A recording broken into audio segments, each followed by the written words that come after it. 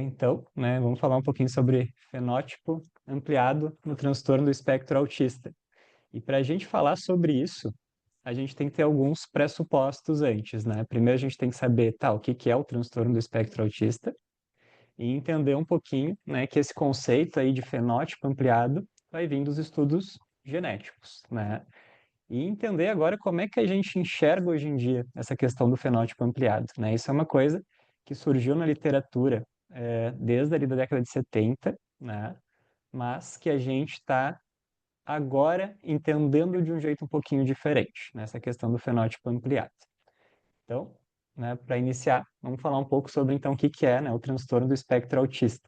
Então, o autismo é um transtorno do neurodesenvolvimento que ele é heterogêneo, né? Ou seja, vão ter várias apresentações diferentes, né? A gente tem a divisão por níveis de suporte, por exemplo, que não é só uma divisão por gravidade, né? É uma divisão que tem muito a ver realmente com o suporte que aquela pessoa vai precisar dentro das áreas centrais do autismo, né? Que seriam as dificuldades em interação e comunicação e as dificuldades, né, relacionadas aos comportamentos restritivos e repetitivos, né? Então, algumas pessoas vão precisar de um suporte um pouco maior, outras de um suporte um pouco menor que vai envolver, né, muitas vezes uma equipe multidisciplinar para fazer esse tratamento.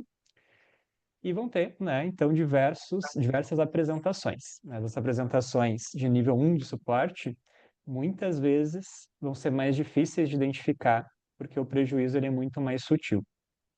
Ou a dificuldade pode estar até mesmo um pouco mascarada em alguns casos. Enquanto que os pacientes de um nível maior de suporte, a gente vai ver aquilo de uma forma muito mais clara, vai ser um pouco mais fácil da gente conseguir identificar, porque os sintomas vão estar um pouquinho mais presentes, né, com uma intensidade maior e vai ser um pouco mais fácil da gente ver isso. Mas tudo isso está dentro do espectro autista, né, tanto esses casos mais sutis, quanto esses casos, né, que vão envolver, vão necessitar, na verdade, né, de um suporte maior.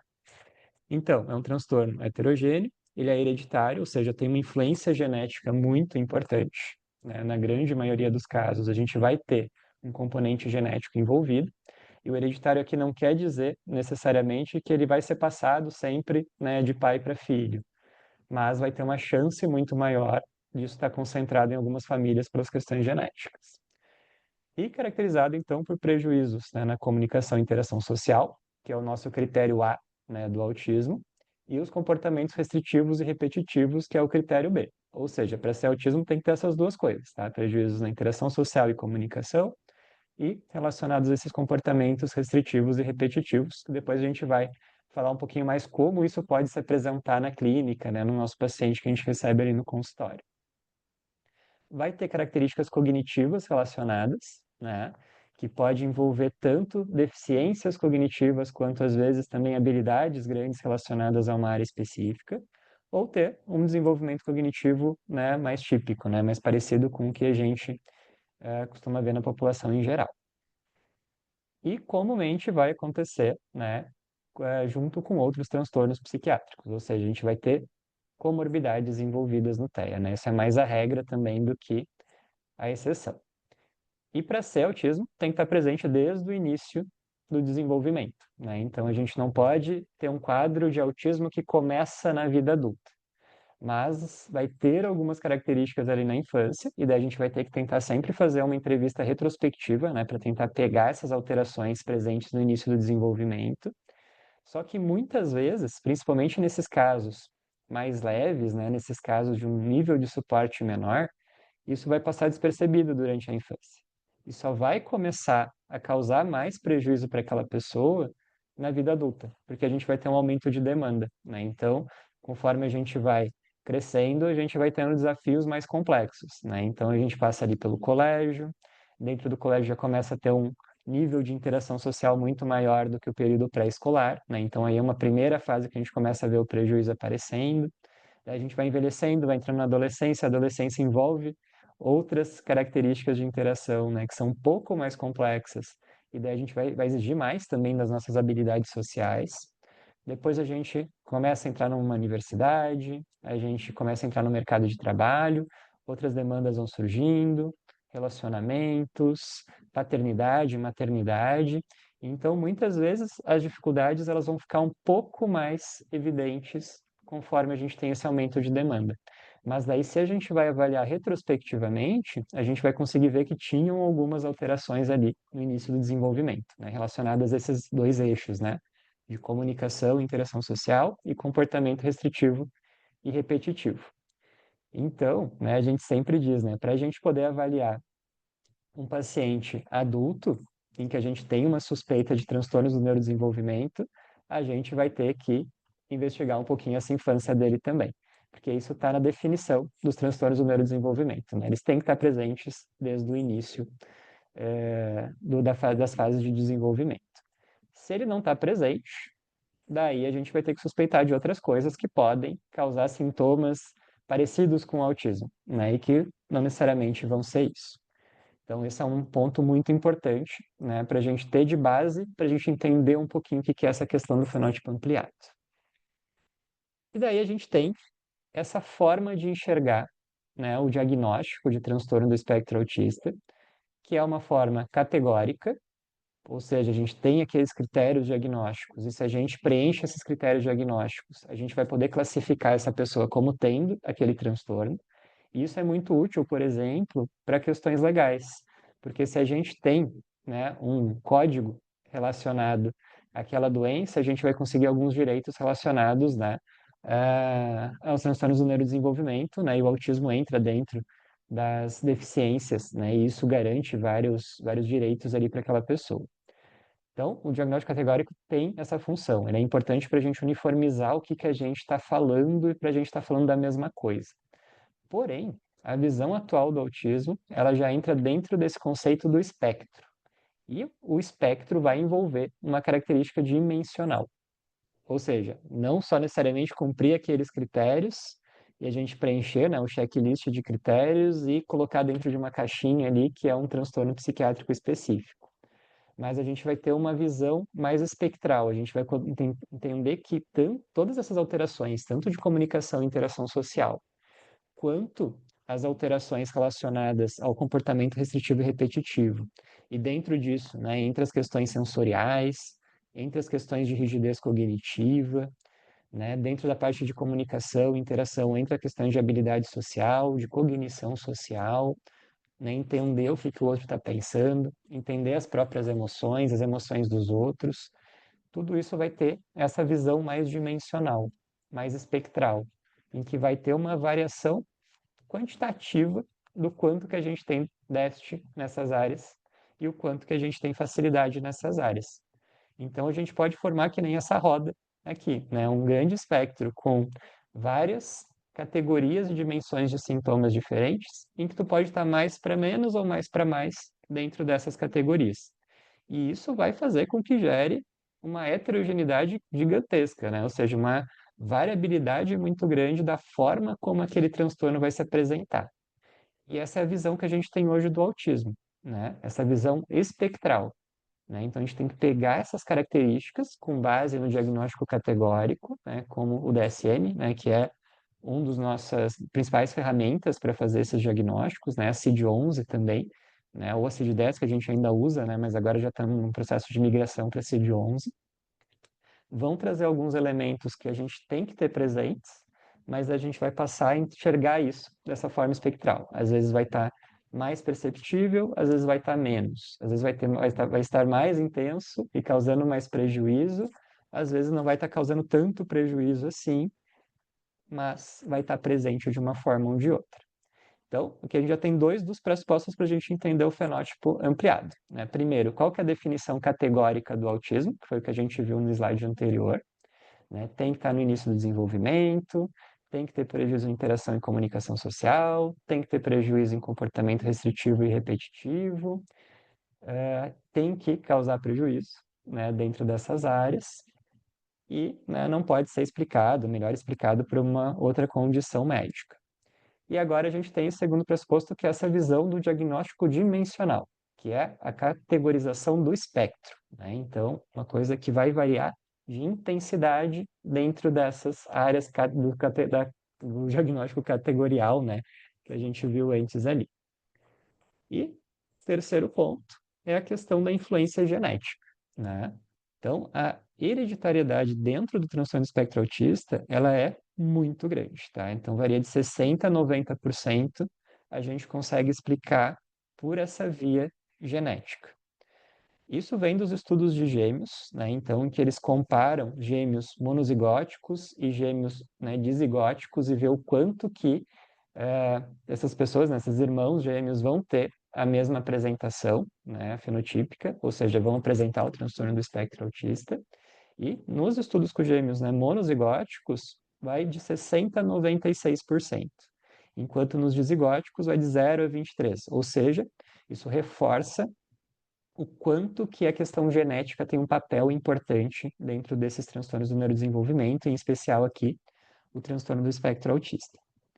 A grande maioria, né, desses casos, eles vão ter uma herança multifatorial e poligênica, ou seja, vão ter várias questões envolvidas naquela expressão genética e vão ter vários genes também relacionados àquela expressão genética. E a gente tem mais de 100 genes candidatos aí, né, que a gente tem nos estudos que estão associados ao transtorno do espectro autista. Aqui, né, coloquei alguns dos mais importantes que aparecem nesses estudos, mas realmente é uma variedade muito grande, né? São mais de 100 genes, e a gente não tem como dizer que tem algum gene ali específico que parece que estar mais associado do que os outros. Mas a gente sabe que tem então essa herança poligênica, ou seja, vários genes, né, relacionados né, e fazendo com que aquela pessoa expresse o fenótipo do transtorno espectro autista, que daí vai ter toda essa variabilidade que a gente estava falando antes. Alguns casos, tá, uma minoria, né, de 10 a 20%, eles vão ser identificados por algumas mutações mais pontuais, tá? Então, por exemplo, algumas síndromes genéticas específicas. A mais associada, tá, ao autismo vai ser a síndrome do X frágil, mas a gente também tem a 22q11, né, que também está muito associada. A própria síndrome de Rett, né, que acontece em meninas e que antigamente estava classificada dentro dos, né, transtornos autísticos, né, e hoje em dia não está mais, né, embora curse muito com o autismo como uma característica do Rett, ele não é mais dentro da categoria, né, dos transtornos autistas, está dentro de uma categoria de uma síndrome genética específica mesmo. Algumas mutações, né, mais pontuais e variações no número de cópias, né, que são os CNVs. Quando a gente tem uma alteração de alguma base, né, de algum nucleotídeo genético, daí expressando também, né, um fenótipo diferente. E essas mutações mais pontuais são essas mutações de novo, né? Então são mutações que surgem ao decorrer ali das gerações, né? E daí não vai ter tanto uma influência relacionada aos familiares. Vai ser uma mutação nova ali que vai acontecer. Mas a grande maioria, né? Isso é importante a gente ter em mente, vai estar associado a essa herança poligênica. Então, né? Recapitulando, né? Então, o transtorno espectro autista dentro de um diagnóstico categorial tem que ter aquelas características. Daí a gente vai avançar um pouquinho para enxergar essas características num espectro, né? Ou seja, numa abordagem dimensional, que pode variar de menos para mais. E a gente vai ter que entender agora que tem um componente genético muito importante na maioria dos casos, e a maioria dessas alterações genéticas elas vão ser poligênicas, ou seja, vão envolver mais de um gene e vão envolver um aspecto multifatorial, né? Então, questões ambientais atuando no gene, né, que é a questão epigenética, mas também esses genes específicos aí, né, que são muito variáveis. Tendo como base essas três coisas, a gente vai conseguir entender um pouquinho mais o que que é o fenótipo ampliado, né? E como o nome diz, é um fenótipo de transtorno do espectro autista, né? Então, é um fenótipo de características do autismo, mas que ele está sendo ampliado, ou seja, ele está sendo visto dessa forma dimensional. A gente está incluindo aqueles casos em que dessas dificuldades, esses prejuízos vão aparecer de uma forma muito mais leve, muito menos intensa. E daí a gente vai então categorizar, né, esse fenótipo ampliado dentro do autismo. E isso explica um pouquinho também o porquê que a gente tem visto cada vez mais casos de TEA, né? Porque a gente está também ampliando o olhar sobre ele. A gente está aumentando a definição do que está dentro do transtorno do espectro autista. Então, aqueles casos que antes não eram identificados, agora a gente vai começar a olhar mais para eles e entender que ali também tem prejuízos e que ali também a gente tem que fazer algum tipo de intervenção. Então, aqui só para ilustrar um pouquinho essas alterações genéticas, né? Então, vão ter algumas que vão ser de ordem recessiva, algumas que vão ser de ordem dominante, né? E aqui tem alguns exemplos de genes associados com essa herança recessiva e com essa herança dominante, e algumas síndromes genéticas, né, mais específicas que vão ter esse tipo de herança. As síndromes ligadas ao X, né? Então, que vão ter uma penetrância um pouco maior daí nos homens, né? Porque tem o XY, então se esse um X estiver alterado, eles vão ter uma expressividade maior disso, e daí para as mulheres teria que ter uma expressão, né, dos dois X ali afetados para ter uma expressão completa, mas também pode ter uma expressão parcial, né? Se só um dos X está afetado. E essas heranças mais, né, poligênicas ou associadas a uma mudança única de base, uma mudança nova, né, que são as mutações de novo, e as alterações, né, de cópia de números, né, de genes, né? Então, quando a gente vai ter várias mudanças e o número de deleções ou o número de duplicações de um gene específico vai estar alterado. E quando a gente começa a enxergar esse fenótipo ampliado, né, a gente tem essa ideia de que isso é uma coisa nova, né? Como eu comentei ali para vocês, agora a gente enxerga aquilo e isso está até aumentando a prevalência, talvez, do autismo.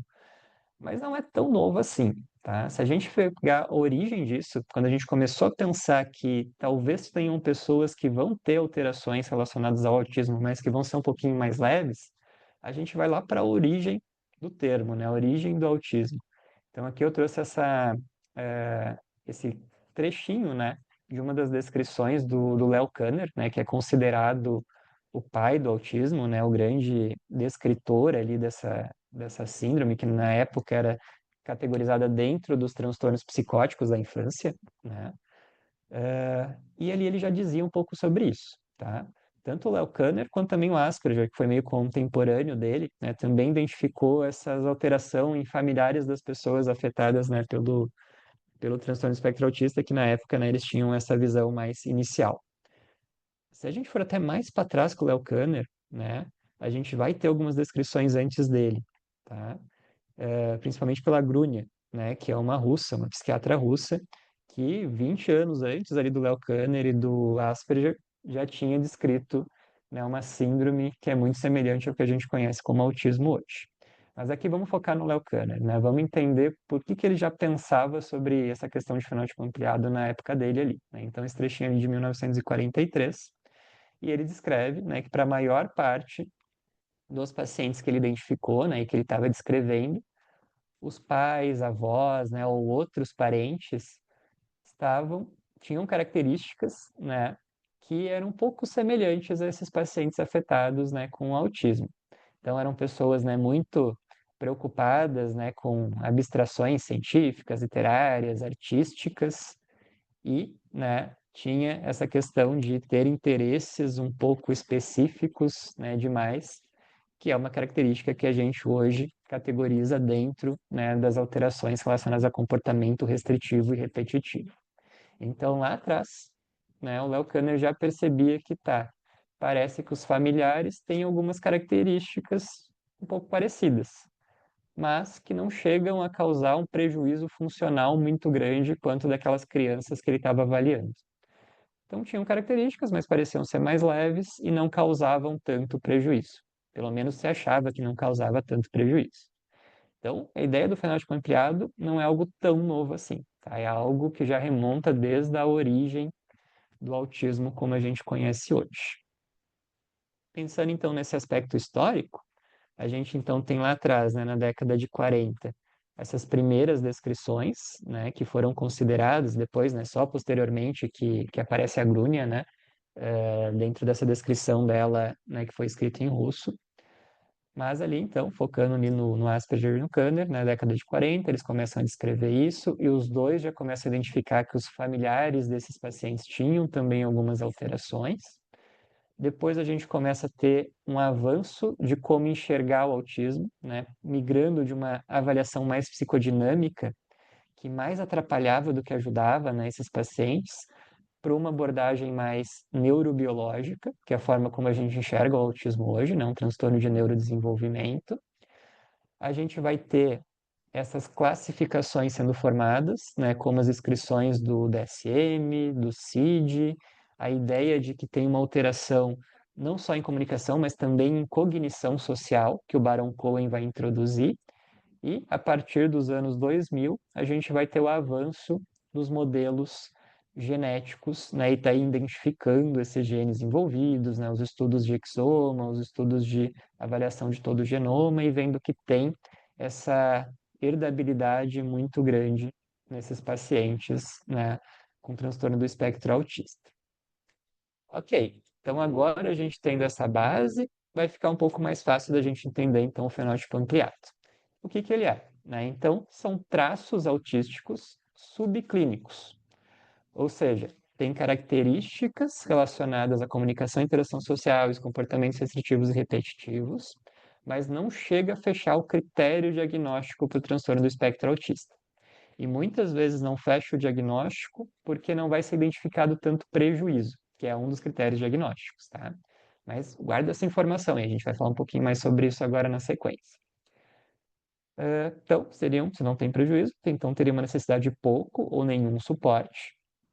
Isso começou a ser identificado, então, né, em familiares de pessoas com transtorno do espectro autista, e daí a gente tem um estudo-chave, tá, que é esse estudo de 1977, do Folstein e do Hutter, tá, o Hutter que é né, do livro mesmo, Hutters de Psiquiatria da Infância e Adolescência, né, então, uma figura muito importante dentro da psiquiatria da infância e adolescência.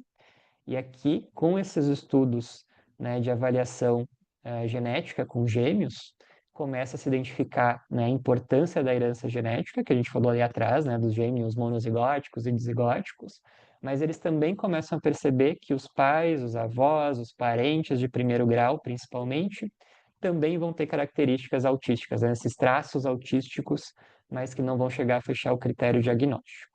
E daí, desde a década de 70, essa ideia do fenótipo ampliado começa a ganhar espaço.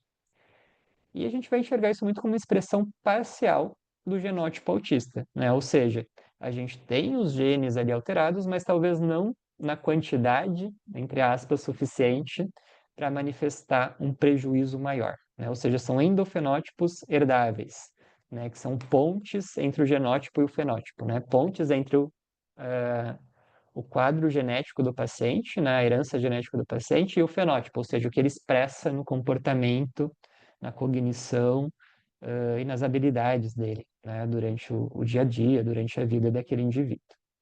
Ok? Então, o fenótipo ampliado é isso: traços autísticos subclínicos, que são presentes em pessoas que têm familiares com o transtorno do espectro autista diagnosticado e que vão ter essa expressão parcial do genótipo autista. Quais vão ser as principais características, né? Então, vamos dividir em alguns domínios principais aí. E daí a gente vai começar a entender então um pouquinho do quadro clínico, tá? Pensando nessas características. Então, primeiro, o domínio social comunicativo, né? Que é ali o primeiro critério do transtorno do espectro autista, né? Então, déficits na comunicação e interação social, que vai envolver linguagem, vai envolver, né, linguagem verbal e não verbal, vai envolver a questão de entender relação, entender relacionamentos, entender o que o outro está pensando, entender emoções, tudo isso vai estar dentro dessa categoria, tá? Então, aqui, nesses pacientes do fenótipo ampliado, a gente vai enxergar, às vezes, né, déficits sutis na comunicação social, principalmente a comunicação social pragmática, né, que é aquela questão de habilidades comunicacionais que a gente tem no dia a dia para entender, por exemplo, ironias, entender pistas sociais, poder usar a nossa comunicação com o fim que a gente quer que ela tenha, né? Então, usar a nossa comunicação de uma forma eficiente. E aqui, esses pacientes vão ter alguns déficits sutis, né, nessa comunicação social. E se tem déficit, a gente vai começar a pensar que talvez tenha algum prejuízo. Tá? Lembra que foi para vocês guardarem essa informação. Talvez essa ideia do não prejuízo, a gente pode questionar isso um pouco, tá? Talvez aqui tenha algum prejuízo. Dificuldades de leitura de pistas sociais, dificuldades da empatia cognitiva, né? Dificuldade na teoria da mente, né? De entender o que aquele outro está sentindo. Às vezes, né, as pessoas com autismo, elas vão, né, elas não têm, não é que elas não tenham empatia, elas têm empatia, elas conseguem sentir, né, uma emoção relacionada ao que o outro está sentindo. Só que às vezes eles não conseguem nomear. Às vezes vai ter aquela coisa da alexitimia, né, de não conseguir identificar a emoção, ou não entender de uma forma cognitiva aquilo que o outro está sentindo, mas afetivamente ele vai conseguir entender, né? Então, muitas vezes vai ter até uma empatia exacerbada em pacientes com TEA, mas vai ter uma dificuldade na empatia do tipo cognitiva, de entender que o outro pode pensar de um jeito diferente, né? De entender que o outro tem uma mente que pensa diferente da mente do paciente, tá? Pouco interesse por contato social profundo, né? Então, às vezes vão estabelecer menos relacionamentos, e de novo a gente vai começar a perceber, tá, talvez tenha algum prejuízo aí associado, né? Vão ter alguns traços de personalidade, principalmente traços de personalidade mais obsessiva compulsiva, traços de personalidade mais esquizoide, mais paranoide, mais evitativo, que vai ter a ver com essas dificuldades do domínio social comunicativo, né? E vai ter a ver com um comportamento mais ritualizado, mais repetitivo, né? Pensando principalmente nesses traços mais obsessivos, mais rígidos, né? E não necessariamente vão ser transtornos de personalidade, vão ser alguns traços, né? Eu até defendo muito, né? E na aula da pós-graduação, né? Tem uma aula que eu falo sobre isso, né? Quando a gente fala sobre diagnóstico diferencial de transtornos de personalidade, transtorno do espectro autista, que esses transtornos de personalidade do cluster A, hoje em dia, eles são muito questionáveis, né? Realmente a validade desses transtornos de personalidade. Com essa ideia do fenótipo ampliado, a gente está enxergando muitos desses casos, que não são os casos que vão psicotizar, né? Porque daí tem uma relação muito grande com transtornos psicóticos, principalmente né, o transtorno de personalidade paranoide, esquizoide, esquizotípico, né? Então, tem muitos que vão, né, realmente para a linha de um transtorno psicótico, e vão ter alguns outros que, na época, não eram identificados como estando dentro desse, né, fenótipo ampliado do autismo, né? Então, talvez muitos desses que eram diagnosticados com transtornos de personalidade do cluster A, se a gente vai reavaliar esses pacientes hoje, muitas vezes eles vão estar dentro do espectro autista, né? Ok. No domínio comportamental e cognitivo, né? A gente vai ter a rigidez cognitiva e a preferência por rotinas, né? Aquela insistência pela mesmice. Então, aquela pessoa que tem muita dificuldade com mudanças, né? Que sempre quer seguir as coisas do jeito que ela está acostumado. Tem uma rigidez muito grande, né? De ser um 8 ou 80, né? Tem que ser daquele jeito. Se não é daquele jeito, a pessoa já fica incomodada ou desconfortável. Tem uma dificuldade de ver uma coisa sobre uma outra perspectiva, vão ter interesses intensos e restritos, né? Então, gostar de uma coisa e se aprofundar dentro daquilo e falar só sobre aquilo, mesmo quando não é socialmente esperado que ela fique insistindo naquele interesse específico. E daí a gente já pode ver ali, né, da frase no trecho do Léo Kanner, né, que ele identificava nos pais daqueles pacientes que eles tinham interesses específicos sobre questões artísticas, né, sobre questões literárias e ficavam muito presos dentro daquilo, um pensamento mais sistematizador, né? Então tem muito hiperanálise das coisas, uma busca por regras, busca por padrões e ter aquele pensamento mais rígido em cima disso. E o domínio sensorial, né? Então tem uma uma hipersensibilidade sensorial, e daí quando a gente pensa em sensório, a gente vai pensar em todos né, os nossos sentidos, né? Visão, audição, olfato, gustação, tato, mas não só esses, né? A gente vai pensar também em propriocepção, a gente vai pensar em interocepção, né? Então, a sensação dos nossos órgãos internos. Então, muitas vezes esses pacientes vão ter uma dificuldade de sentir fome, sentir quando estão apertados para ir no banheiro, né? Questão do sensório vestibular, né? Que tem a ver com equilíbrio. Então, tudo isso a gente também tem que considerar, né? Temperatura, dor, e uma tendência a uma sobrecarga sensorial, né? Que é aquela questão de quando tem muito estímulo sensorial, aquele paciente, às vezes, ele pode ficar muito ansioso, ele pode desregular, ele pode ter uma reação inesperada frente àquele grande estímulo sensorial. Se a gente for pensar, então, nessas características, a gente vai ver que são características muito parecidas com o transtorno do espectro autista, num nível mais leve de apresentação. E é isso que é a ideia do fenótipo ampliado, né? Então, essas apresentações num nível muito mais leve, talvez subclínico. Porém, agora a gente está começando a questionar que não necessariamente não causa prejuízo. Parece que vai ter algum tipo de prejuízo, mas talvez num nível menor. E vai ser muito difícil a gente diferenciar, por exemplo, de um TEA de nível 1 de suporte, né? Como que a gente avalia isso, tá? Tem alguns instrumentos, tá? Tem um instrumento específico para fenótipo ampliado, que é um instrumento um pouco mais antigo, tá? Que é o BHC, tá? Que é esse Broad Autism Phenotype Questionnaire, né? Então, é um questionário específico para identificar esses pacientes. O AQ, tá? Que é o quociente autista, né? Esse aqui a gente tem a validação dele para o Brasil, né? Então, a gente tem ele traduzido e validado, que é um instrumento utilizado, então, em adultos, né? Para pacientes acima de 16 anos, na verdade, que vai identificar, né, alguns aspectos, é um instrumento de triagem, né, que vai identificar alguns aspectos relacionados ao transtorno do espectro autista, e a SRS-2, tá, que é a escala de responsividade social, que é uma escala, então, que mede motivação social, cognição social, né, todos esses aspectos da responsividade social e também comportamentos restritivos e repetitivos. Para a gente avaliar esses pacientes com uma apresentação mais sutil dos sintomas. Todas essas escalas não são diagnósticas, tá? Então não é só aplicar a escala e daí deu positivo, a gente tem um diagnóstico.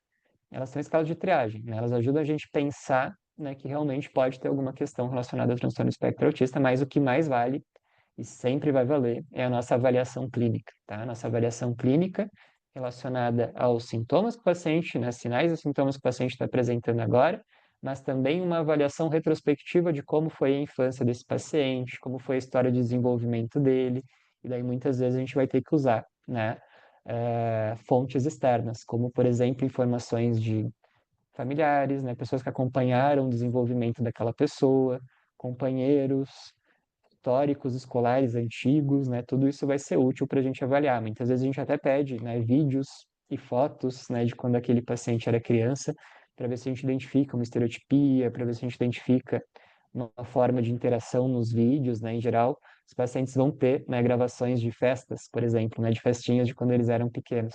E ali a gente consegue ver muito, né, essas alterações aí de comunicação social, essas alterações de comportamento restritivo e repetitivo.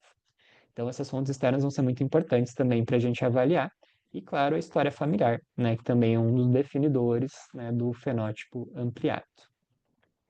E aqui eu trouxe uma vinheta clínica para a gente pensar um pouquinho, né, e ver se a gente consegue identificar algumas alterações aí que podem estar presentes, né, e ver se a gente consegue caracterizar esse paciente aqui, a Marina, né, como dentro do fenótipo ampliado ou como talvez um transtorno espectro autista de nível 1. Então vamos ver juntos e daí a gente pensa em qual dessas categorias talvez estaria mais, né, associadas aí ao quadro da Marina.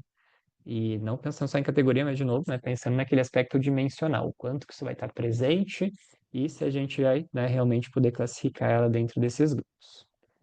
Então vamos lá. A Marina, né, uma paciente então de 32 anos, ela é analista de dados e mãe de um menino, né, de 5 anos com diagnóstico de transtorno do espectro autista, que é um TEA nível 2, né, de suporte. Então, tem a história familiar, né? E ela está procurando atendimento. Vamos ver o que que ela trouxe de queixa, né? Então, ela procura atendimento psiquiátrico referindo episódios recorrentes de exaustão mental, crises de ansiedade em contextos sociais e uma sensação persistente de falsidade social. Ou seja, ela não parece que ela não pertence àquele ambiente social, parece que ela assume uma identidade diferente quando está se comunicando com as pessoas. Então, como se estivesse, né, sempre representando um papel. Diz que, no ambiente profissional, ela consegue manter a aparência de sociabilidade e competência, mas isso exige um esforço considerável. Ou seja, as pessoas não percebem, às vezes, que ela está com essas dificuldades, mas ela tem que fazer um esforço muito grande para isso. E aqui uma frase dela, né? Eu observo muitas pessoas e ensaio mentalmente como reagir. Tenho roteiros prontos na cabeça.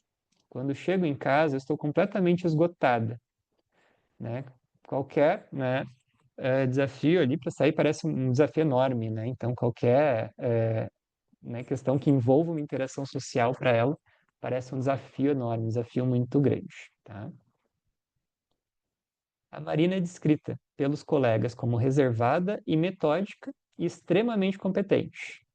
Ela prefere interações estruturadas e programadas. Ou seja, né, ela tem aquela coisa, tem que saber o que, que vai acontecer. Tem uma certa rigidez aí, talvez cognitiva, né? Ela evita encontros sociais informais e se sente desconfortável em situações que exigem espontaneidade emocional. Relata também hipersensibilidade a ruídos e iluminação intensa.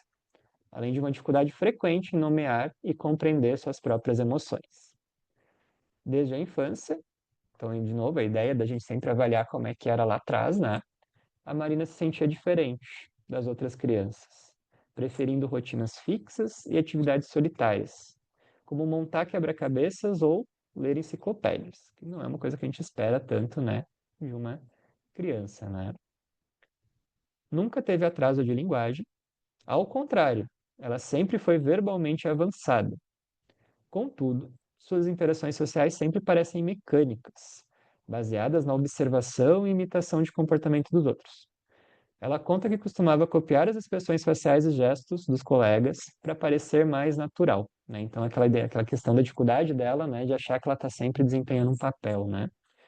Na avaliação clínica, não há presença clara de comportamentos motores repetitivos, né? Então, a gente não vê estereotipias ali presentes, né? Pelo menos não nessa avaliação, nem prejuízos graves no funcionamento adaptativo, ou seja, parece que ela funciona bem, fazendo todo esse movimento dela de adaptação, né, que a gente viu ali atrás. No entanto, a Marina relata sofrimento interno significativo, relacionado à manutenção da sua vida social e profissional. Então, parece que ela tem um funcionamento adaptativo, parece que ela consegue se virar bem nos ambientes sociais.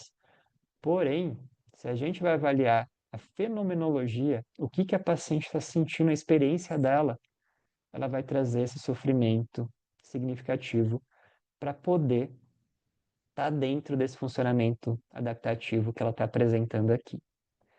E olha que interessante, né, gente? Para algumas pessoas olhando de fora, parece que não tem sofrimento. Mas daí, falando com ela, ela vai trazer esse sofrimento de uma forma mais intensa, tá? Esse caso aqui da Marina, tá? Não é um caso que é uma mistura, né, de vários casos aí que a gente costuma ver, né, no consultório, na prática clínica, mas é como a gente costuma ver esses pacientes aparecendo, né? Como que a gente costuma ver essas demandas chegando quando a gente está fazendo essas avaliações de neurodesenvolvimento, principalmente nesses pacientes com um grau muito menor, né, de sintomas, mas que eles estão presentes e eles estão causando prejuízos. E daí vem, né, essas dificuldades que a gente tem, né, quando a gente está avaliando esses pacientes e fica naquela dúvida se será que está dentro do espectro ou não, será que está nesse fenótipo ampliado, mas que não necessariamente vai ter o prejuízo de fato, ou será se esse prejuízo a gente só não está vendo ele tão bem, né? Mais informações da Marina, né? Então, o irmão da Marina foi diagnosticado com TEA na adolescência, então uma história familiar forte, né? Porque já tinha o filho e também tem o irmão.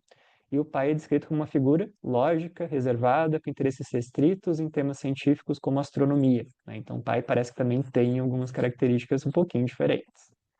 A Marina reconhece semelhanças entre suas próprias características e a de seu filho, autista, mas hesita em se considerar parte do espectro. Eu funciono bem, só que é muito cansativo, né? Que é aquilo que a gente estava falando agora. Consegue se adaptar, mas com um esforço enorme. E esse esforço enorme muitas vezes vai estar associado a outras comorbidades, a um risco maior, uma vulnerabilidade maior a outras comorbidades, como transtornos ansiosos, transtornos de humor, né? E essa coisa de não se sentir pertencente, né? Não se sentir parte dos ambientes sociais também é um fator de risco bem importante, né? Então, como diferenciar? Como que a gente vai diferenciar esse fenótipo ampliado de um transtorno espectro autista de nível 1 de suporte, por exemplo? Principalmente em mulheres, que isso vai ser mais difícil de identificar, porque as mulheres vão fazer mais um fenômeno que a gente chama de camuflagem, né? Que é bem o que a Marina estava apresentando aqui nesse caso clínico. Como que a gente vai diferenciar, então? Será que a gente pode, então, realmente considerar o fenótipo ampliado como uma categoria diferente? Será se o fenótipo ampliado vai estar dentro do nível 1 de suporte hoje? Ou será se, na verdade, tudo isso, né, a gente não tem que considerar como autismo, a gente só tem que considerar como autismo aqueles níveis maiores de suporte, em que aquele prejuízo vai ser muito mais fácil de identificar. E aí está o ponto, a identificação do prejuízo, né? Talvez a gente só não esteja identificando, mas talvez ele exista. Assim como a Marina estava descrevendo que ela tem, né, um sofrimento muito grande para ter esse comportamento adaptativo. Então, a ideia da gente falar hoje do fenótipo ampliado é uma ideia da gente questionar também esse conceito, que é um conceito da década de 70, mas que hoje em dia a gente está enxergando ele de um jeito um pouquinho diferente. A gente está enxergando esse fenótipo ampliado como talvez casos que a gente não estava identificando tão bem, mas que vão ter prejuízos e que talvez a gente vai ter que pensar numa intervenção específica para esses casos, né? E daí vem esses desafios, né? Então, o primeiro desafio é a questão da camuflagem. Camuflagem vai envolver compensação, mascaramento e assimilação. Então, o que que é isso, né? São estratégias que a gente vai usar para compensar uma deficiência que a gente tem, né? Então, se eu tenho uma deficiência em interação social, eu vou usar talvez uma estratégia para tentar não ter tanto prejuízo assim nessa questão. O mascaramento é essa questão realmente de a gente desempenhar um papel que não necessariamente é o nosso, mas que a gente aprendeu observando as pessoas, que esse jeito de agir é mais socialmente aceitável, e a gente começa a agir daquela forma, já assume uma persona, né, dentro das relações sociais, e a assimilação vai ter a ver com realmente, né, integrar essas coisas, observar quando que eu tenho que usar aquele mascaramento específico ou tenho que usar um outro por meio dessa observação social que eu vou ter ao decorrer do desenvolvimento. E aqui, isso vai estar muito mais presente nas mulheres, tá? Então, as mulheres vão fazer muito mais camuflagem do que os homens, não que os homens não façam, né? As mulheres vão fazer mais, e vai ser um pouco mais difícil de identificar, porque se elas estão mascarando, às vezes clinicamente a gente não vai ver aqueles prejuízos, a menos que a gente entreviste aquela pessoa e aquela pessoa se sinta à vontade para trazer esses prejuízos que ela tem, né? E de novo, para ser autismo, tem que ter toda a história do desenvolvimento, aquilo tem que estar presente lá atrás, tá? Nem que sejam características sutis lá atrás, não pode estar presente só na vida adulta, daí a gente vai suspeitar de outras coisas, tá? Então a camuflagem é o primeiro desses desafios. A gente tem, tá, até alguns instrumentos para avaliar a camuflagem, tá? Tem a CatQ, tá, que é um instrumento para avaliar isso. A gente está fazendo a validação dela para o Brasil, tá? Então, a gente está ajudando, né, um grupo de São Paulo que está fazendo a validação desse instrumento. Então, logo, né, a gente talvez vai ter esse instrumento para utilizar também em português. Atualmente, a gente só tem a versão em inglês, tá, da CatQ, mas que é um instrumento que ajuda a identificar algumas questões de camuflagem, tá? Que pode estar associado ao autismo, mas também pode estar associado a outras coisas, tá? O segundo desafio é essa questão do prejuízo como um critério diagnóstico. E daí a gente vai colocar aqui um questionamento em relação à questão do prejuízo, né? Se o prejuízo é determinado pelo ambiente ou pelo contexto, né? Ou seja, eu tenho um prejuízo, se aquele ambiente em que eu vivo, aquele contexto que eu vivo, vai estar fazendo com que um jeito meu de agir, né, um comportamento meu, uma característica minha, não seja adaptativa e comece a me causar problemas, daí isso vai caracterizar um prejuízo, né? Então, se o prejuízo é determinado pelo ambiente, pelo contexto, e esforço interno e julgamentos subjetivos, como podemos garantir, né, um diagnóstico justo e consistente? Porque talvez o prejuízo vai variar de acordo com o ambiente que eu vou estar inserido. E talvez a gente não vai conseguir identificar aquele prejuízo porque parece que aquele paciente está bem adaptado socialmente. Mas se a gente vai explorar a fenomenologia, a gente vai ver que não, aquilo está causando um sofrimento muito grande, ou seja, está causando algum tipo de prejuízo. Então, o prejuízo como critério diagnóstico, ele muitas vezes vai ser objetivo, vai ser muito subjetivo. E a gente vai ter que, então, valorizar também o que que aquela pessoa vai estar sentindo e não só necessariamente o que que a gente está observando. Mas, de novo, dentro de um contexto de desenvolvimento, tá, gente? Senão a gente vai sair diagnosticando autismo em todo mundo. A gente tem que realmente avaliar se estava presente desde o início do desenvolvimento e ter fontes externas para poder certificar isso, tá?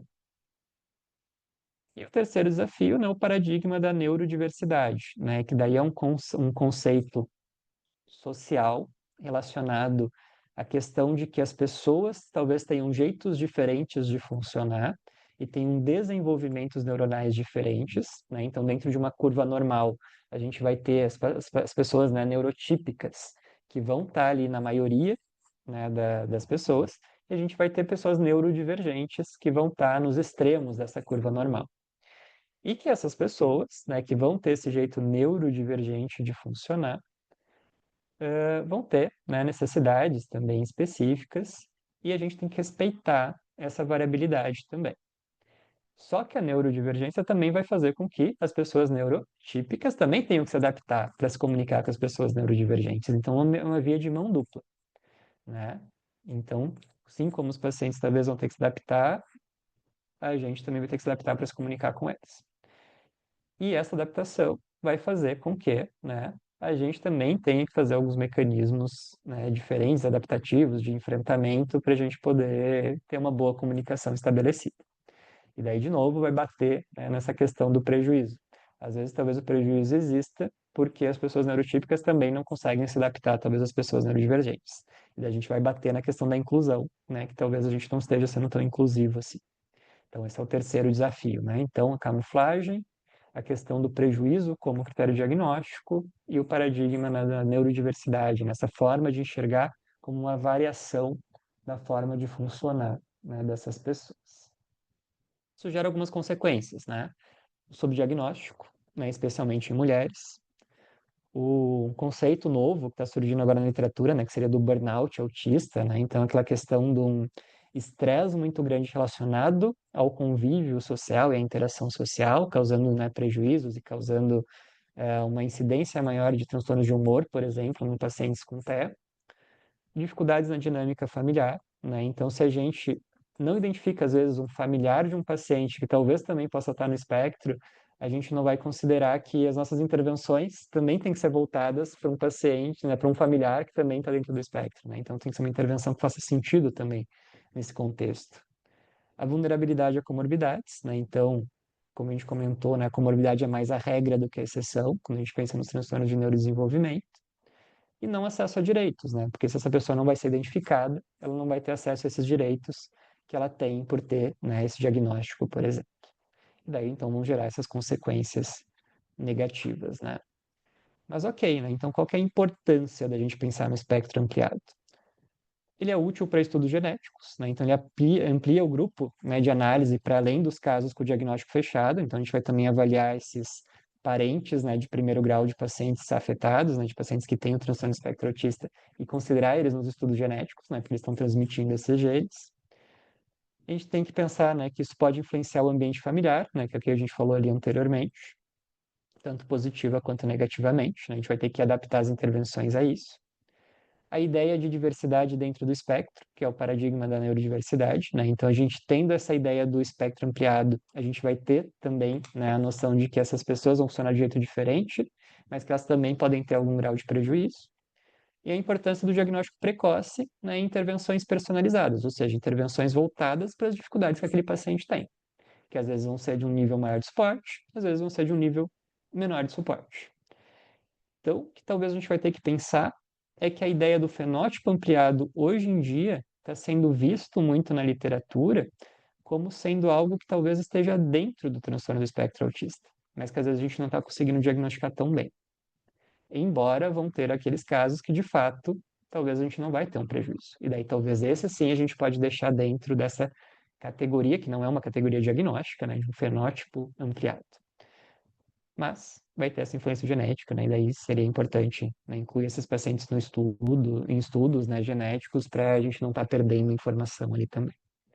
Então, essa ideia, tá, do fenótipo ampliado hoje em dia, né, que também se chama de fenótipo expandido, né, também é um outro jeito que isso aparece na literatura, mas a ideia é essa, né? Então, quadros subclínicos que talvez não tenham tanto prejuízo assim, mas que têm uma questão familiar, né, história familiar associada. Mas daí a minha proposta é a gente olhar para esses casos e realmente procurar. Será se realmente não tem um prejuízo associado? Porque daí talvez se tiver, talvez ele vai fechar critério para transtorno de espectro autista e daí a gente vai ter que fazer uma intervenção, né, específica para esses casos. Ok, gente, é isso aí, tá? Que eu queria conversar com vocês e agora eu queria, né, ver se vocês têm dúvidas ou comentários aí para fazer, ou a gente discutir um pouco, né? A literatura sobre o autismo, principalmente no autismo em adultos, é uma coisa ainda que está crescendo, tá? E está crescendo muito nos últimos anos. Então, a gente tinha muito pouco estudo com essa população. Agora que a gente está tendo um pouco mais. Então, formas da gente enxergar isso também tem mudado um pouquinho, porque a gente agora tem mais informação. Então, é uma área que a gente está avançando aí, né, nos conhecimentos ainda, então vai gerar muitas discordâncias na literatura, vai gerar muitas dúvidas, né, tanto diagnósticas quanto de intervenção, mas que é um tema importantíssimo porque realmente tem aparecido cada vez mais nos consultórios, né? A gente tem recebido muito nessas demandas de avaliação, tanto na psiquiatria da infância quanto na psiquiatria adultos, né? Eu acabo até trabalhando mais com esse tema de transtornos do neurodesenvolvimento em adultos, né? Então, coordeno um programa, né, de pesquisa e avaliação em transtornos do neurodesenvolvimento em adultos, tá? Aqui em Porto Alegre, que é o ProPanda, tá? Por isso que os pandas apareceram, tá? Muitas vezes aí nas imagens. E realmente, avaliando esses casos é muito difícil, né? Porque às vezes tem casos que são muito sutil. E a gente tem que ir separando, vendo o que estava presente desde o início do desenvolvimento, o que não estava. Então, realmente são casos que às vezes demandam uma avaliação até prolongada, né? Mais longitudinal para a gente chegar num diagnóstico. Então tá, gente. Então fico aberto aí a perguntas e discussão. Eu vou parar aqui o compartilhamento de tela. Eu vi que algumas pessoas mandaram mensagens, mas eu não consegui ler. Eu vou ler agora.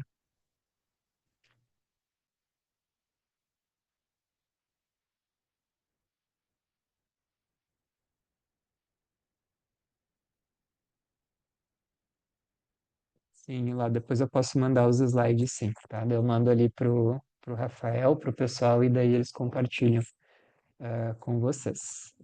Mas e aí, gente? Dúvidas, perguntas, incertezas, né? Preocupações?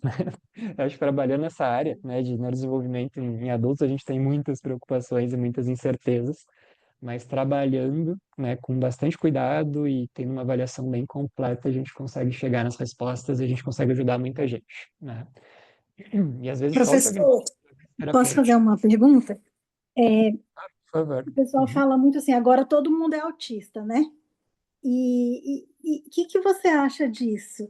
É porque está sendo identificado mais ou é porque tem gente do fenótipo ampliado que está achando que é? O que você acha disso?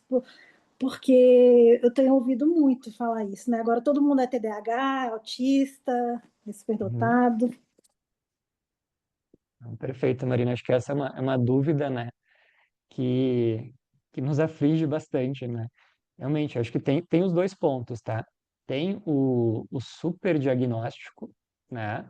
Que é realmente essa coisa de ter casos que talvez não sejam transtornos de neurodesenvolvimento, que estão recebendo esses diagnósticos por avaliações muitas vezes mal feitas, né? Ou muito pontuais e que não consideram essa história toda do neurodesenvolvimento que eu comentei com vocês. E a gente tem também o subdiagnóstico, né? Então, pessoas que não estão sendo identificadas e só são diagnosticadas tardiamente, que é muito essa ideia, né, da gente avaliar os adultos, né, avaliar transtornos do desenvolvimento em adultos e que a ideia da pós-graduação também, né, que é trabalhar com essa população, a gente identificar esses casos talvez que não foram identificados lá atrás. Então tem as duas coisas, tá? E a gente tem nos estudos, tá, alguns dados que mostram até que o subdiagnóstico, ele é até maior do que o sobrediagnóstico. E daí a gente vai ter alguns pontos aí para pensar. Primeiro deles, por que será que está aumentando tanto? As hipóteses principais para isso é que, de fato, teve essa mudança da visão do diagnóstico, né? Então, agora tinha esses casos que antes entravam como esse fenótipo ampliado, que agora a gente está vendo que tem prejuízo, e eles estão entrando como também transtorno do espectro autista de nível 1 de suporte, tá? Então, tem uma mudança da forma como a gente enxerga o transtorno, e por enxergar o transtorno de forma mais ampliada, a gente está aumentando prevalência, né? Ou seja, pessoas que não eram identificadas, a gente está identificando. Então é meio que aquela ideia de que antes todo mundo, né, tudo entrava para debaixo do tapete. Agora a gente está, não vamos entrar debaixo do tapete, vamos avaliar isso direito. E realmente tem pessoas aí que estão com muito prejuízo, né? E a gente está conseguindo agora identificar e fazer uma intervenção. Mas tem também, né, aqueles casos em que tem o diagnóstico de Instagram, né, o diagnóstico de TikTok, e a gente tem até alguns estudos mostrando o tanto de desinformação que a gente tem às vezes em redes sociais. Tem informações legais, mas tem também muita desinformação. E às vezes, né, o paciente vai chegar com uma demanda que ele viu ali na internet, e tal, e se identificou, mas que não chega a fechar, né, os critérios para um transtorno de espectro autista, por exemplo, ou um TDAH, porque se a gente vai avaliar a história de desenvolvimento, esses problemas não existiam lá atrás, só começaram a existir na vida adulta, naquele momento, e às vezes aquilo é melhor explicado por uma ansiedade, por uma questão de personalidade, por um transtorno de humor, ou por uma, né, necessidade de fazer parte de um grupo específico. Então, tem isso também. Como que a gente consegue fazer isso? Fazendo uma boa avaliação, né? Essa diferenciação, né? Fazendo uma boa avaliação. Então a gente tem que realmente pegar esses casos e avaliar como é que foi a história de desenvolvimento, como é que era quando essa pessoa era criança, o que que os familiares têm a dizer sobre ele. Essas dificuldades estavam presentes lá atrás e às vezes estavam, às vezes realmente estavam, né? E daí a gente consegue às vezes identificar isso e ver que agora o paciente tem um comportamento adaptativo, que nem o caso clínico que a gente viu ali, né? que ela consegue se adaptar bem, mas ela tem muito sofrimento associado. E daí, realmente, né, o melhor vai ser a gente fazer o diagnóstico, né, nesse caso, porque tinha uma história no desenvolvimento, e tratar ela de acordo com as dificuldades que ela tem, que é aquele tratamento personalizado, né? No autismo, a gente não tem, por exemplo, um fluxograma de tratamento, né? Vamos iniciar com o remédio tal, e daí tem aquela outra opção terapêutica. No autismo, a gente tem que enxergar o caso como único. Quais são as dificuldades dele? Dificuldade de habilidade social. Então, vou indicar um treinamento de habilidades sociais. A dificuldade dele é linguagem. Então, vou indicar um fono porque ele está com uma dificuldade em dicção, por exemplo. Então, a gente tem que tentar entender quais são as dificuldades e tentar fazer uma intervenção específica para isso. Então, acho que tem as duas coisas, Marina. Acho que tem, né, realmente esse aumento do diagnóstico, porque a gente está identificando mais, mas acho que também tem essa parcela que é menor, tá, de superdiagnóstico, né? E daí talvez sejam casos que não sejam autismo, não sejam TDAH, sejam só outras dificuldades, mas que a gente está diagnosticando errado, né? Ah, Então, excelente, muito obrigada. Eu teria imagina, mais perguntas, mas eu acho que tem gente aí falando também no chat. tranquilo, eu vou ler aqui, a Professor, Beth colocou. eu Pode tenho ler, Mari. uma dúvida. Eu gostaria de compartilhar um caso de uma paciente que eu atendi, e aí, durante a aula, várias coisas foram me lembrando. Eu atendi essa paciente apenas uma vez, né? A gente vai ter um retorno em breve, e aí eu gostaria de Uhum, explorar algumas coisas com ela, mas esse último caso que você mostrou, da Marina, me lembrou muito essa uhum, paciente. Ela foi encaminhada pelo psicólogo dela uhum, por uma queixa de depressão, uma depressão bem uhum, alérgica. Ela estava fazendo uso de escitalopram 20 miligramas durante o dia e à noite estava com nortriptilina 25 miligramas, se não me engano. Aí uhum, eu conversei com ela, a gente explorou um pouco a questão do desenvolvimento dela, por quê? Porque ela disse que o sofrimento dela começou com 2 anos de idade. Começou, na verdade, na introdução alimentar, porque ela uhum, começou com algumas questões de seletividade, de textura, de cheiro. uhum, Então, ela disse que até hoje, por exemplo, ela não pode sentir o cheiro de feijão. Ela tem uma seletividade, ela não suporta comer coisas mais pastosas para líquida, que já dá vontade de vomitar. E quando ela sente o cheiro do feijão, ela realmente vomita. Então, isso, e aí uhum, ela falou que isso começou a trazer um sofrimento para ela aos 2 anos de idade, de 2 a 3 anos, porque ela começou a entender que essa seletividade alimentar trazia um constrangimento para a mãe dela, porque ela ia na casa das pessoas e as pessoas não entendiam que ela não comia determinadas coisas, que a mãe dela tinha que levar a comidinha dela separada. E aí ela uhum, começou a se sentir culpada por fazer a mãe sofrer, passar por esse tipo de situação. E, e desde então isso acontece até hoje. Ela faz a comida dela, ela não consegue comer assim muitas coisas fora de casa, no restaurante. A gente conversou sobre relações sociais. Você usou uma expressão que foi exatamente o que ela me falou em consulta. Eu estou exausta mentalmente, porque eu faço um esforço muito grande para interagir com as pessoas. E eu consigo, mas a muito custo. E eu estou tão exausta que eu fiquei deprimida. Então, assim, num primeiro momento, eu pensei, eu pensei talvez no espectro autista, mas aí eu fiquei pensando também na questão da ansiedade social. Assim, ela é bem uhum, fóbica socialmente, ela não, ela evita, inclusive no dia que a gente estava tendo a consulta, ela tinha um aniversário de uma amiga dela para ir. Ela falou, ai, não vou. Eu tinha aceitado o convite, vou dar uma desculpa, não vou. Então, ela é evitativa nesse sentido. No trabalho dela, ela é funcional, ela é funcionária pública e tudo mais, nunca teve problemas relacionados a isso, mas tudo é muito custo. E aí uhum. eu fiquei pensando, como que a gente diferencia um quadro de fobia social daí com esse espectro ampliado, né? Esse fenótipo ampliado do, Uhum. do transtorno espectro autista. Eu sei que tem outras questões eu perguntei também sobre hipersensibilidade. Ela falou sobre que ela tem uma hipersensibilidade à luz, um pouco, e a barulho, Uhum. mas que não é uma coisa que chega, nossa, a super incomodar. Então, assim, é uma coisinha aqui, uma coisinha ali, sabe? Mas o que chamou mais a atenção foi a questão da seletividade alimentar para coisa pastosa e líquida Sim. e as interações sociais que deixam ela exausta. Aí eu fiquei Não, pensando perfeito. como diferenciar de fobia, sabe? Fobia social. Sim. Não, excelente, Pamela. Acho que é um caso que ilustra bastante essas dificuldades, né, que a gente estava falando, assim. Como é que a gente vai conseguir fazer essa diferenciação, né? Primeiro ponto, né? A gente tem que ver o caso como um todo, né? Então, ver todas essas alterações que eu estava me citando, né? Então, tem uma alteração de seletividade alimentar desde a infância, que parece que, né, continua na vida adulta. Parece que essa seletividade tem um componente sensorial, né? O cheiro do feijão, né? Passar mal, realmente é uma coisa que parece, né, uma coisa intensa ali, né? Quando ela tem essa relação com o alimento. E daí começa a entrar outros fatores aí, né? A dificuldade da interação social, o fato dela se sentir cansada nas interações sociais, e realmente surgem essas dúvidas. Será se isso é um transtorno espectro autista, né? Acho que é um diagnóstico diferencial a ser considerado no caso dessa paciente. Ou será se há outras comorbidades ali que estão acontecendo e estão simulando, né, um transtorno espectro autista? E daí entra a questão da ansiedade social, que talvez seja um dos diagnósticos mais difíceis, né, da gente fazer essa diferenciação.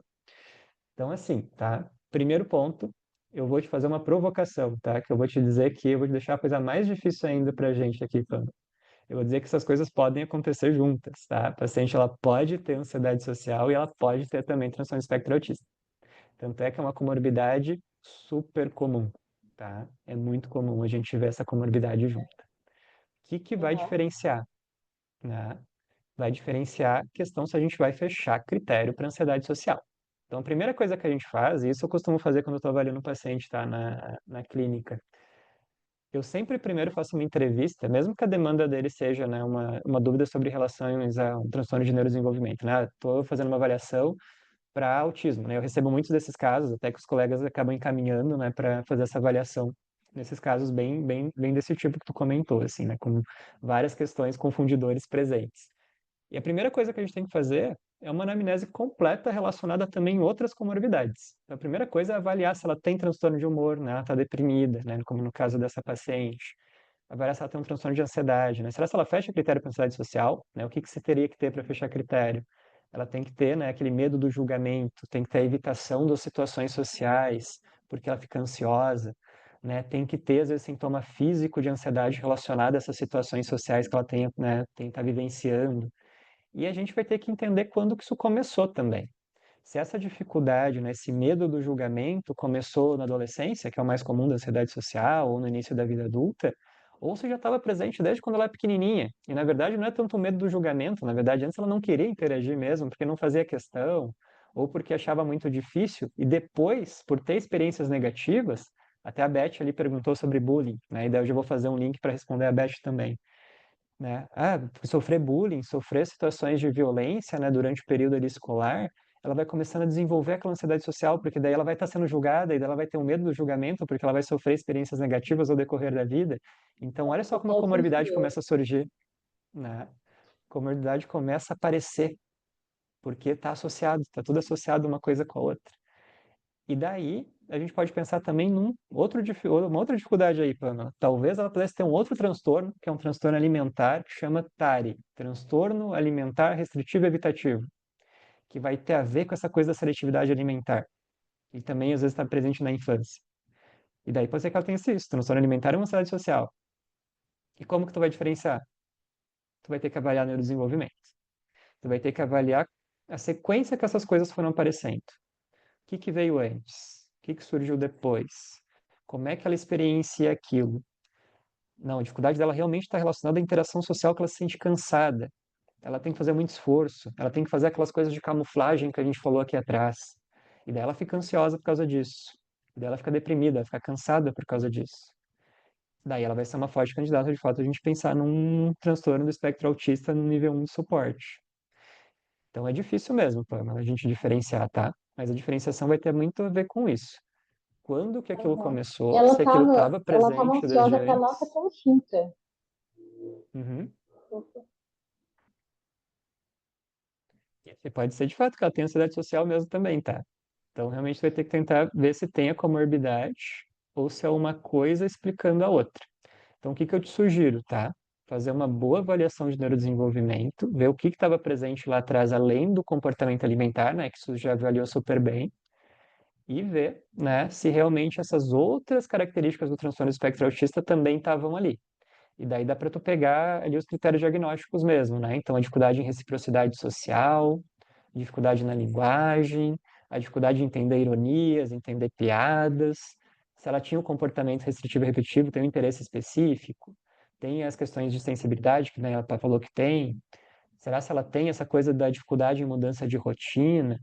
Se ela tiver tudo isso, daí realmente tu vai ter que pensar, tá? Provavelmente ela tem transtorno espectro autista e talvez ela tenha essas outras comorbidades. Talvez ela tenha o transtorno alimentar restritivo e evitativo e talvez ela tenha também o transtorno de ansiedade social. Então é difícil mesmo, Pamela. Eu queria te dar uma resposta assim, não, tu vai fazer, vai avaliar isso e avaliando isso tu vai fazer a Não, é diferenciação. muito difícil. Mas é difícil, Teve tá? uma coisa que me chamou muita atenção que ela falou, é que ela teve apenas um relacionamento na vida dela, que é o marido dela. E aí eu perguntei como eles se conheceram. E ela disse que foi pelo Tinder, e foi o primeiro match que ela teve com o cara. E aí ela saiu com ele, assim, depois de conversar uns 3 meses, e depois de 6 meses eles se casaram. Foi assim, ela não se permitiu ao longo da vida, sabe, ter outros relacionamentos.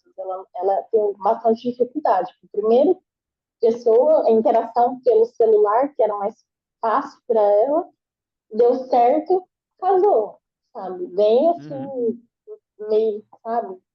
Quase que metódica. Sim. Sim, Então, essas coisas chamam a atenção, né? De fato, eu acho que ela é uma forte candidata, realmente, a talvez ter alguma coisa de neurodesenvolvimento, tá? Eu acho que tem que avaliar essa paciente bem. Dá até para talvez tentar usar essas escalas, né? A SRS-2, né? Também pode ser uma escala que ajuda, né? Que é aquela escala de responsividade social. O próprio Aketa, o quociente autista, eu não gosto tanto do Aketa, eu acho que ele é muito pouco específico, tá? Mas talvez usando essas escalas também pode ajudar, né? Porque de fato ela tem, parece, né, algumas alterações aí de enxergar relacionamentos, né, de como se comunicar, às vezes de avançar as etapas muito rápido. Eu acho que de fato, acho que é uma paciente que tem vários elementos aí que seria importante, né, a gente investigar melhor. Ela pode ter as duas coisas, tá? Que nem eu comentei contigo. Ela pode ter ansiedade social e também, né, um transtorno do espectro autista. Deve ser importante tu ir avaliando ela com calma e tentar usar essas ferramentas também para ajudar, né, nessa avaliação. E só eu falei que eu ia responder a Beth, no fim eu não respondi a Beth, tá? Mas, Beth, mas te respondendo também a questão obrigada. do bullying, os pacientes, eles também sofrem bastante bullying, tá? No Brasil, né? E realmente a gente vê isso como uma demanda muito importante nos pacientes com TEA. E daí isso pode, né, estar associado às comorbidades, que nem eu falei, né, sobre o caso da Pamela agora. E a gente talvez não vê tanto essa questão de atentados, né, que é uma coisa que realmente a gente vê muito nos Estados Unidos, acontece com certa frequência por lá, porque eu acho que tem uma questão de acesso à arma de fogo, tá, especificamente nessa questão de atentados, tá. Eu acho que aqui a gente ainda tem um pouco mais de restrição aos acessos às armas e talvez por isso que isso não aconteça tanto. Mas existem situações de comportamentos disruptivos, né, de comportamento agressivo em pacientes com TEA, como uma reação, às vezes, à questão do bullying. E existe também a questão, às vezes, desses pacientes também fazerem bullying, porque eles aprendem esse comportamento e acabam replicando, tá? Então, isso também pode acontecer. Mas talvez a gente não vê tanto por aqui, mas por essa questão cultural mesmo de acesso, talvez, a armamentos, né? A a Isolda também fez duas perguntas, né? Então, a Isolda perguntou, agradeço a Isolda pelos parabéns. Então, a primeira pergunta dela foi quanto ao domínio sensorial, quando existe hipersensibilidade, se expressa em todos os sentidos ou pode haver alternância com hipo, né, sensibilidade e uma hipersensibilidade em outro sentido? Pode ter essa alternância, tá? Inclusive, isso é até comum de acontecer. Às vezes, um sentido tem uma hipossensibilidade, às vezes, um outro sentido tem uma hipersensibilidade. Então, isso é bem comum, tá? Acontecer essa variação relacionada a sentidos e talvez tenha algum sentido que não tenha nem hipo nem hiper, tá? Então, às vezes, no sensorial, no olfato, ela tem um hiper e no tato ela tem um hipo, mas no paladar ela não tem nem um hiper nem um hipo. Ela é um típico, né? Um desenvolvimento típico sensorial. Então, isso também pode acontecer, tá? E a questão sensorial, ela é um elemento dentro do critério B, tá? Que é dentro da questão do comportamento restritivo e repetitivo. Não é o único, tá? Se a gente for pegar o DSM, vocês vão ver que vai ter que ter duas características do critério B para a gente poder cumprir esse critério, tá? Então tem que ter, por exemplo, a hipersensibilidade e ao mesmo tempo ter a insistência pela rotina, ou ter a rigidez cognitiva, né? Ou ter o comportamento estereotipado, né? Então tem que ter pelo menos dois daqueles lá. Então, vão ter pacientes autistas, né, que não vão ter nenhuma alteração também sensorial. Isso também acontece, tá? E a segunda pergunta, quando não conseguimos ter a visão retrospectiva, ainda assim você fecha o diagnóstico? Difícil, tá? Difícil, Isolda, porque às vezes realmente a gente tem casos que a gente não consegue acessar a história retrospectiva, né? Porque o paciente não lembra, porque não tem familiar para dar informação, ou porque, né, tem algum impedimento aí de acesso a essa informação realmente dificulta muito a nossa avaliação, né?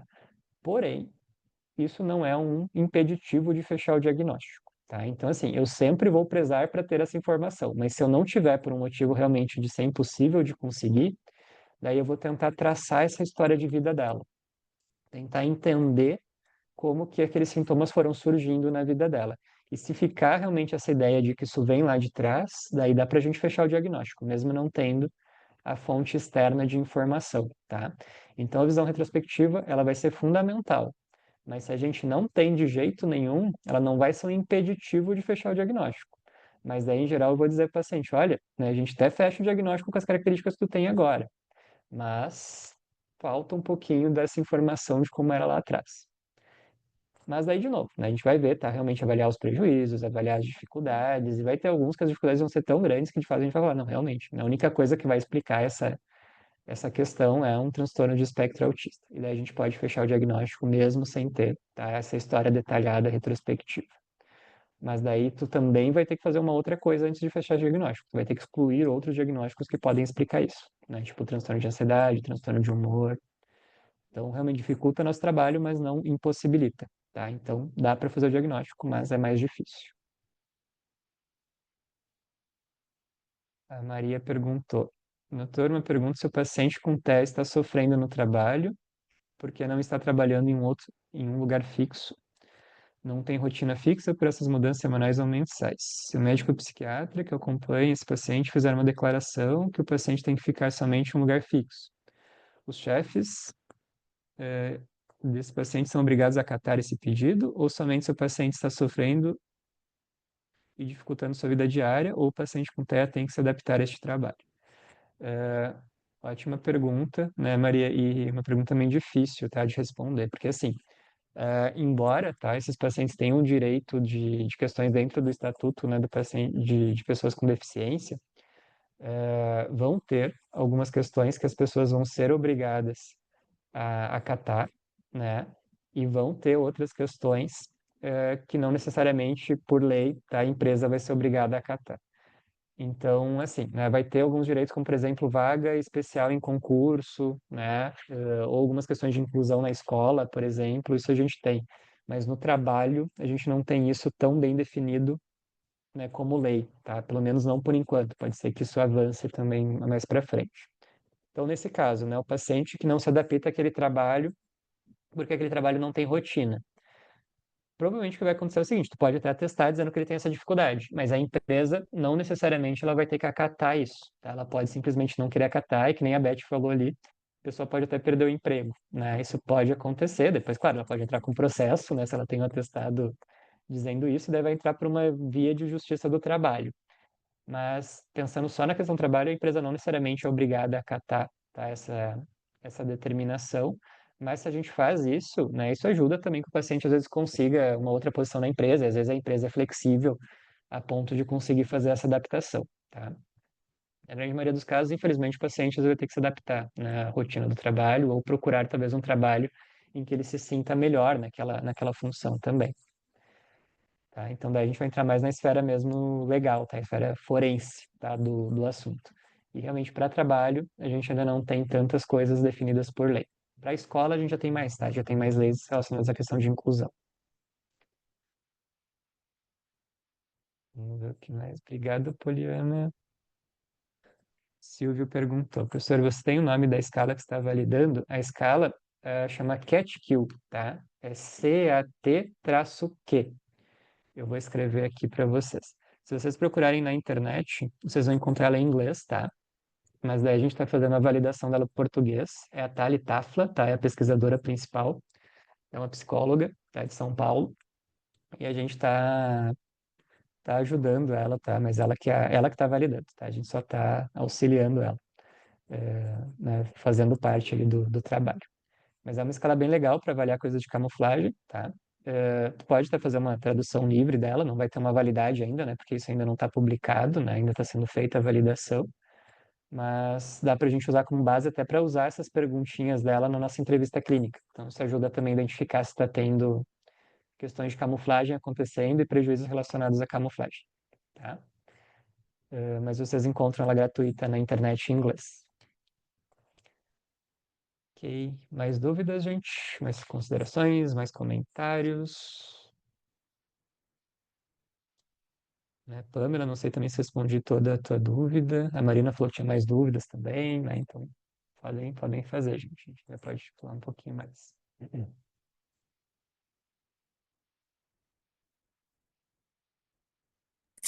Essa rigidez cognitiva do autismo também está presente no fenótipo ampliado do autismo e também está presente em outras condições, sem ser com relação ao autismo.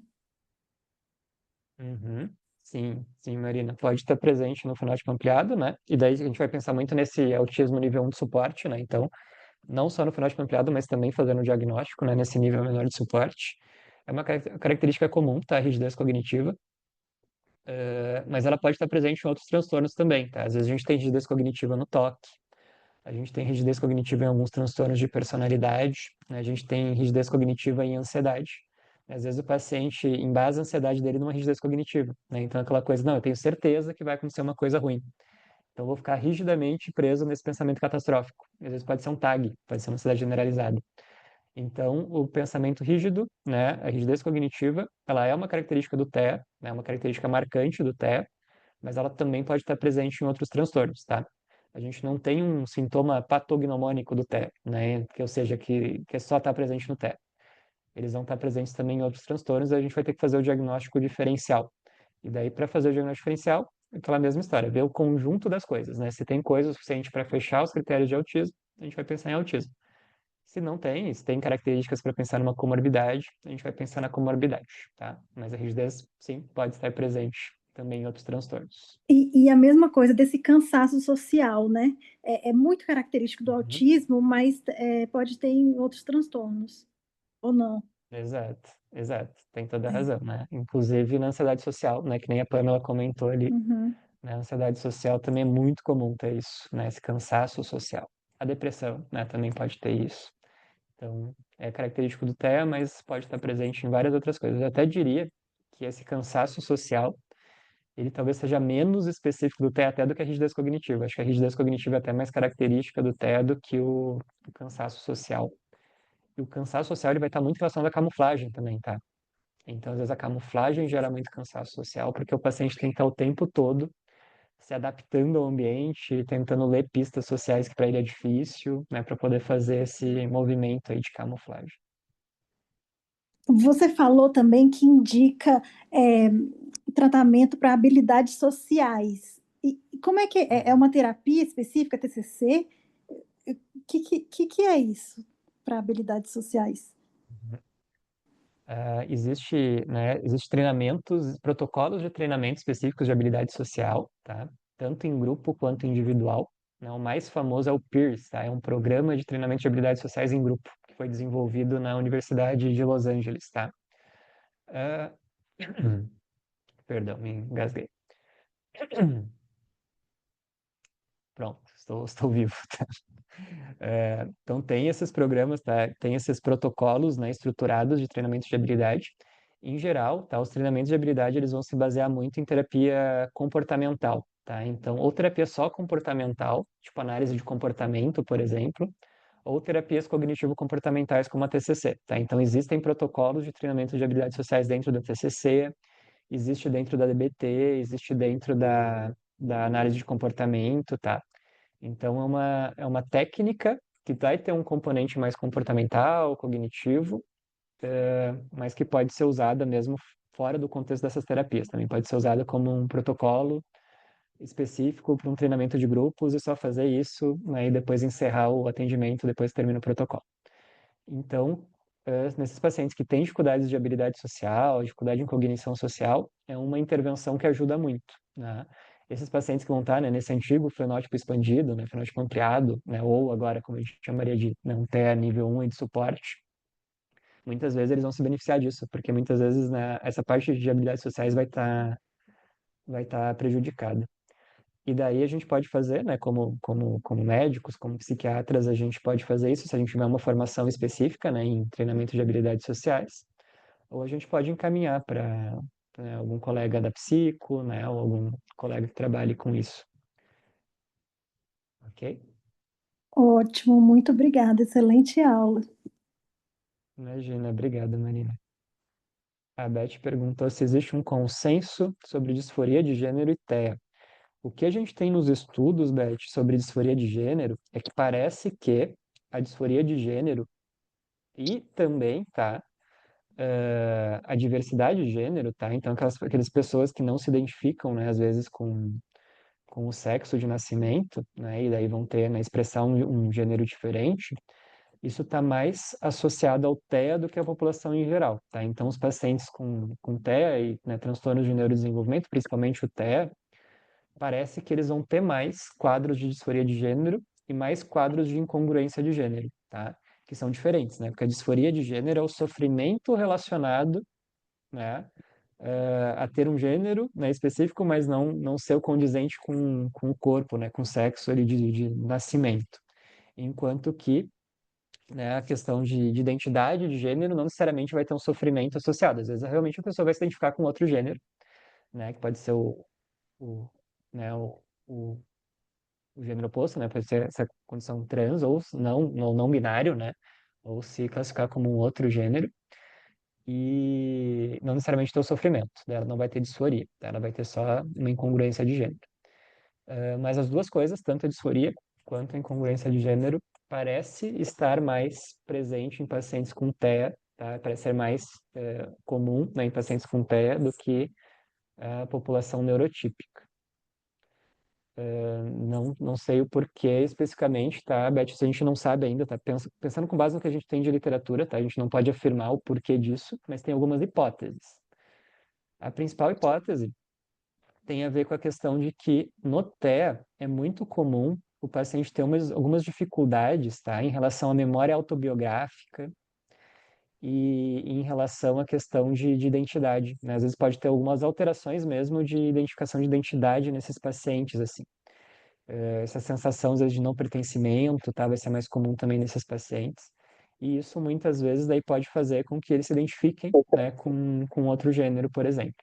Isso é uma hipótese, tá? A gente não pode afirmar que é por isso, mas essa é uma das hipóteses que tem um espaço grande aí na literatura sobre o assunto, tá?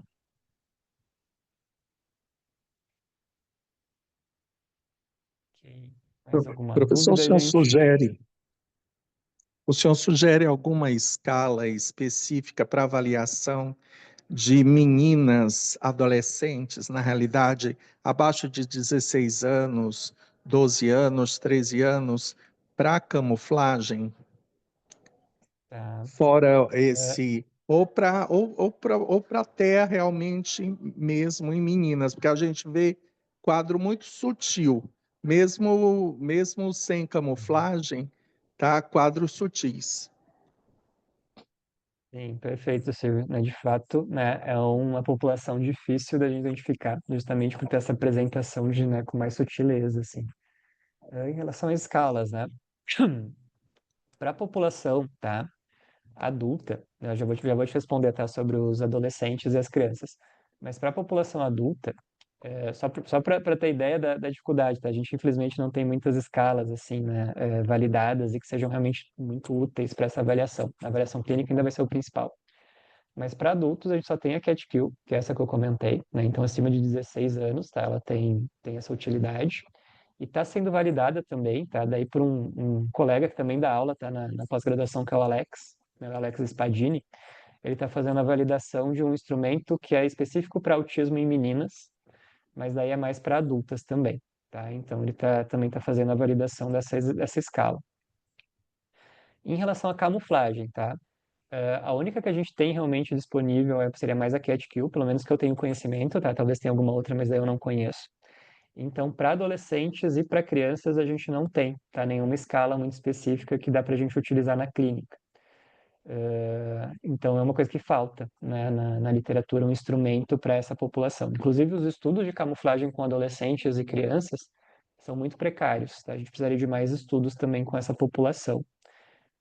Até mesmo usando a CatQ, por exemplo, ou desenvolvendo um novo instrumento para essas pessoas. O que a gente costuma usar bastante para essa idade, tá? Que é essa idade aí de 12, 13 anos, né? Que seria esse início da adolescência ali. A gente usa muito a SRS-2, tá? Que é aquela que eu também mostrei ali nos slides, que é a escala de responsividade social.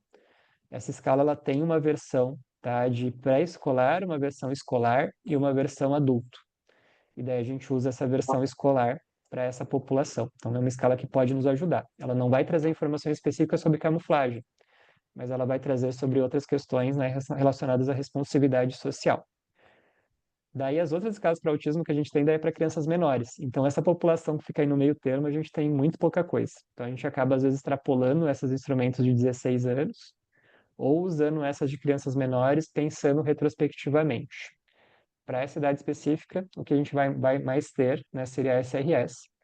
E depois tem algumas escalas que são escalas observacionais que são aplicadas pelo clínico, que são o padrão ouro. Daí a gente tem duas, tá, que são o padrão ouro, que é o EIDOS, tá, o EIDOS 2, e a ADIR, tá? A ADIR é uma entrevista semi-estruturada, então ela vai seguir várias perguntas relacionadas ao autismo, tu vai, né, seguindo aquela estrutura e perguntando para o familiar do paciente em relação a como ele era pequeno, então também é uma escala que tem um aspecto retrospectivo. E o EIDOS é uma escala observacional, é uma escala que a gente vai observar o comportamento daquela pessoa. E daí tem uma versão também para né, para essas pessoas que estariam nessa idade aí de adolescente, né, início da adolescência. Só que o EIDOS e o ADR tem que ter uma formação específica para tu poder aplicar, tá? Então tem que fazer uma formação para tu poder aplicar esses instrumentos, que é uma formação que é carinha, tá? Eu fiz essa formação, tá? E ela é bem cara, mas ajuda, né, na avaliação. Mas aí tu tem que fazer essa formação, né, para poder aplicar esses instrumentos. Então, eu não vou poder te ajudar tanto, Silvio, porque de fato a gente carece de instrumentos, tá, para essa população. Talvez a SRS seja a que pode mais te ajudar, tá, nessa população específica. Só que daí tem o porém também, que ela também é um instrumento pago, tá? Tu tem que pagar para poder aplicar e fazer a correção dela no sistema informatizado da editora, tá? Então tem esse problema. Não é caro, tá? Cada aplicação vai gerar em torno de uns 12, 15 reais, mas é um valor aí que tu tem que investir para usar o instrumento. Então, espero ter te respondido, tá, Silvio? E, infelizmente, eu realmente não vou ter uma escala específica para te indicar para essa faixa etária. Eu tenho usado a SRS-2 nesse tipo de paciente, mas eu tenho vários pacientes que a gente caminha para fazer a EIDOS, tá? E ela não pontua. Algumas meninas não pontuam e a gente vê essa questão de sofrimento muito grande nas meninas, distúrbio de sono secundário, pensamento repetitivo no sono, tá revisando o dia, tá? Então é muito comum isso que a gente vê nessas meninas que camuflam. Perfeito, Silvio. Adorei o teu comentário, tá? Porque realmente é isso que a gente vê na clínica. E, de fato, tá, até como, né, aplicador de EIDOS, eu também, né, reforço o que você está dizendo. A maioria desses casos de meninas, né, de nível baixo de suporte, muitas vezes elas não vão positivar na AIDS, por causa da camuflagem. Então, a nossa maior ferramenta, de fato, vai ser a nossa avaliação clínica, né? Às vezes a gente pode pedir até uma avaliação neuropsicológica, né? Também pode embasar um pouquinho mais na nossa decisão clínica, mas mesmo a avaliação neuropsicológica ela não é diagnóstica, né? Ela também é mais uma informação, um outro olhar, né, sobre aquele paciente para a gente poder discutir o caso e chegar nesse diagnóstico ou não. Tanto é que o padrão ouro do diagnóstico de autismo, né, é a entrevista clínica, né, a avaliação clínica multiprofissional, né? Então, às vezes ajuda a ter mais um colega, né, de uma área afim, ajudando, né, na nossa avaliação. Mas realmente a avaliação ela vai ter que ser clínica, porque instrumentos, infelizmente, os que a gente tem poucos, né, não tem muitos específicos às vezes para essa faixa etária, e além disso, os que a gente tem, às vezes não são bons o suficientes para fazer esse diagnóstico. Então a avaliação clínica vai ser o primordial. Mas gostei muito, tá, da tua contribuição, porque realmente é isso que a gente vê na clínica.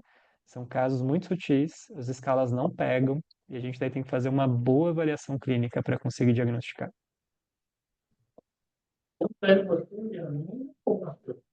É? A, Oi?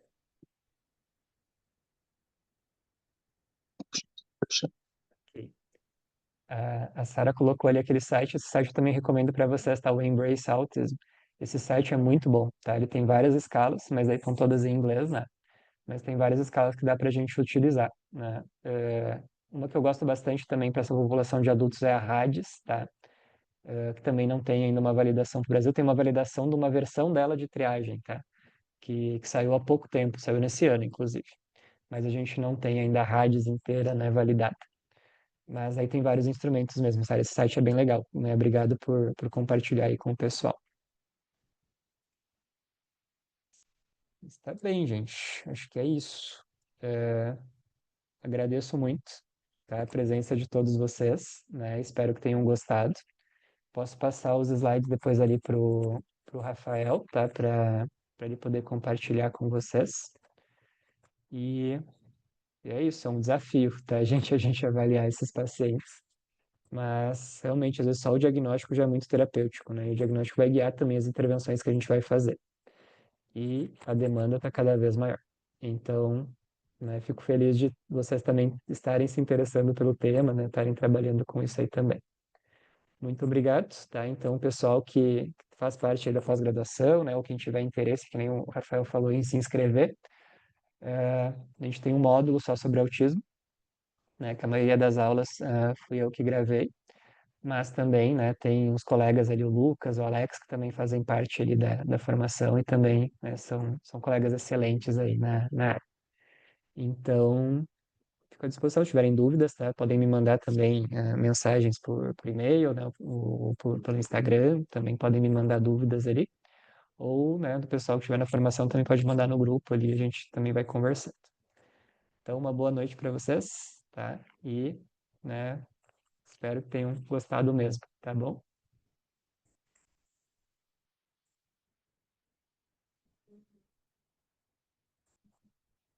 E vou encerrar aqui. Boa noite.